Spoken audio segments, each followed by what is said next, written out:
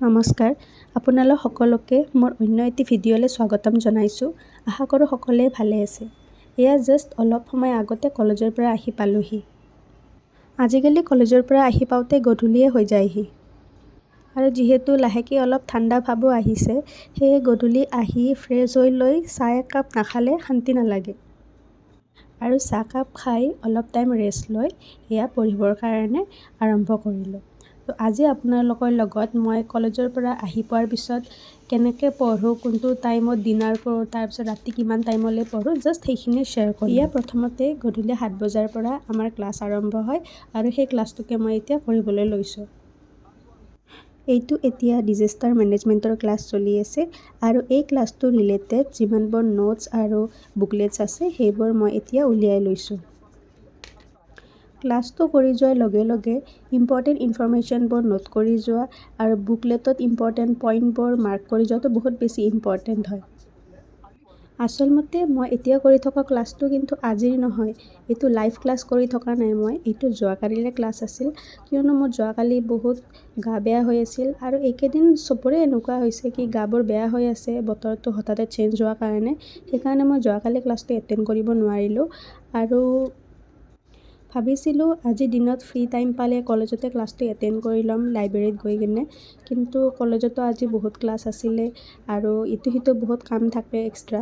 তো সেইবোৰ কৰিব লওঁতে আৰু বেছি টাইম নাপালোঁ আৰু যিহেতু গাও বেয়া আছিলে, ভাবিলোঁ ৰুমত আহি অলপ ৰেষ্ট লৈ ক্লাছটো কৰিম বুলি। সেয়েহে এতিয়া ক্লাছটো কৰিবলৈ লৈছোঁ। এতিয়া লাহেকৈ নৱেম্বৰ মাহ পালেহি। এক্সামৰ কাৰণে আৰু বেছি দিন নাই, সেয়েহে পঢ়াৰ প্ৰিপাৰেশ্যনটো অলপমান বেছি ষ্ট্ৰিক্ট কৰিবৰ কাৰণে এতিয়া টাইম হ'ল আৰু। এনেতো আগে পিছে মাৰ্চ মান্থত হয়, তো এইবাৰ লেট হ'ল আৰু শুনিব পোৱা মতে অহাবাৰ আকৌ অলপ লেট হ'ব, কিন্তু আমি মাৰ্চ মাহতে হ'ব বুলি ধৰি লৈ প্ৰিপাৰেশ্যনটো ষ্টাৰ্ট কৰিব লাগিব। পিছে আপোনালোকৰ প্ৰিপাৰেশ্যন কেনেকুৱা চলি আছে সেয়াও কমেণ্ট ছেকশ্যনত জনাবলৈ নাপাহৰিব। কোনোবাই যদি প্ৰিপাৰেশ্যন আৰম্ভ কৰাও নাই, কৰিম বুলি ভাবি আছে, সেইসকলেও এতিয়াও সময় আছে, আপোনালোকে আৰম্ভ কৰিব পাৰে। তাৰ কাৰণে প্ৰথমতে APSCৰ ৱেবছাইটত গৈ APSCৰ গোটেই চিলেবাছটো ডাউনলোড কৰি ল'ব, মানে প্ৰিলিমছ মেইনছ গোটেইখিনি ডাউনলোড কৰি ল'ব। তাৰপিছত কনচেপ্টটো আহিব, আপোনালোকে পঢ়া ষ্টাৰ্ট কৰি ল'ব পাৰে। আৰু যদি কোনোবাই ভাবে কি ক্ৰেছ ক'ৰ্ছ এটাৰ প্ৰয়োজন আছে, তেতিয়াহ'লে ক্ৰেছ ক'ৰ্ছ এটাও লৈ ল'ব পাৰে। পিছে এনেকুৱা বহুত ল'ৰা ছোৱালীক দেখিছোঁ যিসকলে প্ৰিলিমছৰ কাৰণে নিজেই পঢ়ে, নিজেই চিলেবাছটো ডাউনলোড কৰি বুকছবোৰ কিনি লৈ নিজেই পঢ়ি লয়, তাৰপাছত যদি প্ৰিলিমছটো ক্লিয়াৰ হৈ যায় তেতিয়া মেইনছৰ কাৰণে কোচিং লয়। এইটো পদ্ধতিও পিছে বেয়া নহয়, যদিহে আপোনাৰ এভেইলেবল টাইম আছে বা আপোনাৰ বেছিক কনচেপ্টখিনি ক্লিয়াৰ আছে, তেতিয়া কোচিং নহ'লেও হয়। তেতিয়া আপুনি নিজেই পঢ়ি প্ৰিলিমছটো ক্লিয়াৰ কৰি ল'ব পাৰে আৰু আনচাৰ ৰাইটিঙৰ প্ৰেক্টিছৰ কাৰণে মেইনছৰ এটা ক্ৰাছ ক'ৰ্ছ লৈ ল'ব পাৰে। আৰু যদি কোনোবাই ভাবে কি তেখেতসকলক গাইডেন্সৰ প্ৰয়োজন আছে, তেতিয়াহ'লে কোচিং ল'ব পাৰে। ক্লাছবোৰ আচলতে আমাৰ গধূলি 7 বজাৰ পৰা 9 বজালৈকে থাকে, কিন্তু কেতিয়াবা 9:30 বাজি যায়গৈ। আৰু এইটো মোৰ লাইভ ক্লাছ যিহেতু নহয়, সেইকাৰণে মই ক্লাছটো অকণমান স্পীডত দি চাইছোঁ যাতে টাইমটো কম হয়। এতিয়া ক্লাছটো শেষ হ'বৰ হৈছে আৰু ক্লাছ শেষ কৰি মই ডিনাৰটো বনাই লৈছোঁ। আজি এয়া 2খন ৰুটি আৰু অকল দালি অলপ বনাই লৈছোঁ। আজি যিহেতু গাটো বেয়া লাগি আছে আৰু বিশেষ খাবলৈ এটা মন নাই, সেইকাৰণে চিম্পলকৈ বনাই লৈছোঁ। আৰু খাই উঠি অকণমান ৰেষ্ট লৈ আকৌ পঢ়িবলৈ বহিলোহি। এতিয়া গধূলি হৈ যোৱা ক্লাছটোৰ নোটছখিনি উলিয়াই লৈছোঁ আৰু নোটছখিনি ভালকৈ 2-3 বাৰ ৰিভিজন দিয়াৰ পিছতহে শুম। আজিকালি পিছে এইটো হেবিট বনাই লৈছোঁ কি যিটোৱে ক্লাছ কৰোঁ তাৰে নোটছখিনি সিদিনাই ৰিভিজন কৰি থৈ দিওঁ। নহ'লে কেতিয়াবা মই আগতে এনেকুৱাও কৰিছিলোঁ যে ৰাতি ক্লাছ কৰিলে পিছদিনালৈ থৈ দিছিলোঁ ৰিভিজন কৰিম বুলি, কিন্তু আজিকালি যিদিনা যি পঢ়োঁ সেইটো লগতে ৰিভিজন কৰোঁ।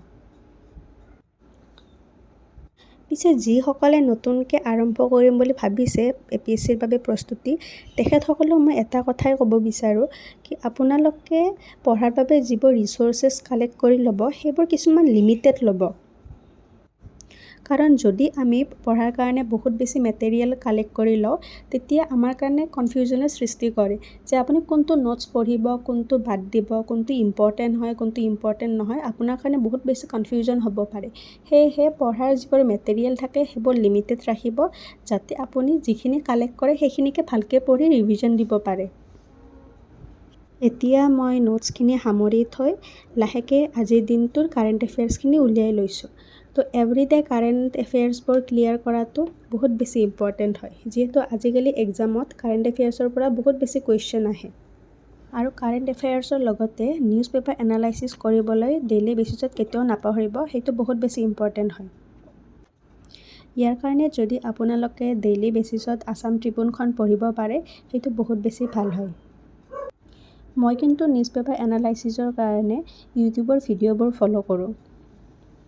আছাম ট্ৰিবিউন আৰু দ্য হিন্দুৰ ডেইলি নিউজ পেপাৰ এনালাইচিছটো আহে, তাৰে PDF পোৱা যায়, আপোনালোকে সেনেকৈও পঢ়িব পাৰে। আৰু তাৰোপৰি SPM IAS একাডেমীৰ যিটো ইউটিউব চেনেল আছে তাত ডেইলি বেচিছত নিউজ পেপাৰ এনালাইচিছ হয়, 2খন পেপাৰৰে তাতে এনালাইচিছটো দি দিয়ে, ডেইলি বেচিছৰ ইম্পৰ্টেণ্ট পইণ্টছবোৰ দি দিয়ে আৰু লাষ্টত কুৱেশ্যনো দিয়ে মেইনছৰ কাৰণে, যিটো হেল্পফুল হয়। তো আপোনালোকে সেইবোৰ ভিডিঅ' ফ'ল' কৰিব পাৰে। নিউজ পেপাৰ এনালাইচিছখিনি মই সদায় ৰাতিপুৱা উঠিয়ে পঢ়োঁ, যিহেতু সেইটো টাইমত মাইণ্ডটো ফ্ৰেছ থাকে আৰু মনত ৰাখিব সুবিধা হয়। আৰু এতিয়া কাৰেণ্ট এফেয়াৰ্ছ পঢ়ি উঠি MCQ কিছুমান ছল্ভ কৰিবলৈ লৈছোঁ, যিহেতু আজি দিনটোত সময় নাপালোঁ সেয়েহে এতিয়া 100টা MCQ ছল্ভ কৰি উঠি পঢ়া সামৰিলোঁ।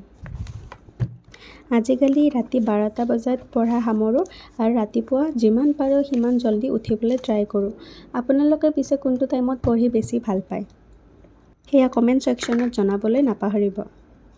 আজিৰ ভিডিঅ'টো কেনেকুৱা পালে জনাব আৰু আপোনালোকে কেনেকুৱা টপিকৰ ওপৰত ভিডিঅ' বিচাৰে বা কিবা ইনফৰমেশ্যন বিচাৰে সেই বিষয়ে কমেণ্ট ছেকশ্যনত জনাব।